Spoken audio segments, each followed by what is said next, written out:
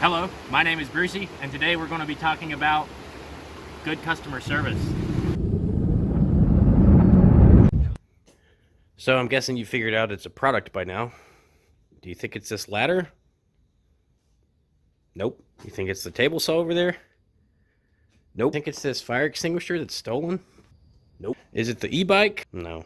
What about this axe? Nope. Uh, mm, oh. Oh. It's this. It's this little scan gauge. I bought this in 2008. I'm not kidding. I have the receipt. I'll show it right now. And it broke. It broke this year. And the screen went dead and I couldn't see it. It like still worked, but the backlighting wasn't working.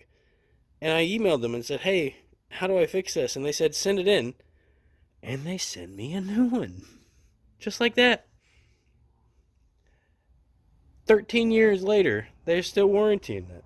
So, if you don't know what the scan gauge is, I'll go over it real quick. But I just wanted to make this video to point out what a great product it is and how much I recommend it. And just the fact that they warrantied it after this long. Yeah, get yourself one. So this is a lovely 2008 LL Bean H6 5E8T Subaru Outback. Cruise control light is flashing. Check engine light is on. That's usually bad news. With the scanner, I see that it is a PO751 and a PO700. Now I can't clear that. It is a great diagnostic tool. You can watch your temperatures. You can cycle through. You want, say, your throttle position sensor, average fuel economy, not sure, estimated horsepower. This is your coolant temperature in degrees Fahrenheit, miles per gallon, RPM.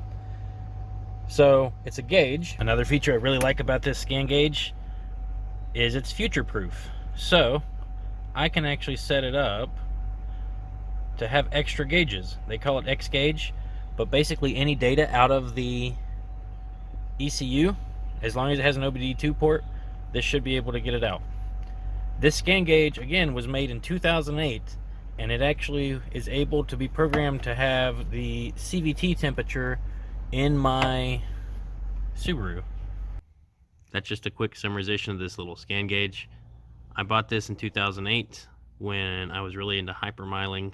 I was doing silly things like putting tape on my wheels and putting a big boat tail on the car and turning the car into a hybrid. And as my car interest has grown, it has grown with me, and I'm really glad to have had it. Hope this video helps somebody. Thanks for watching.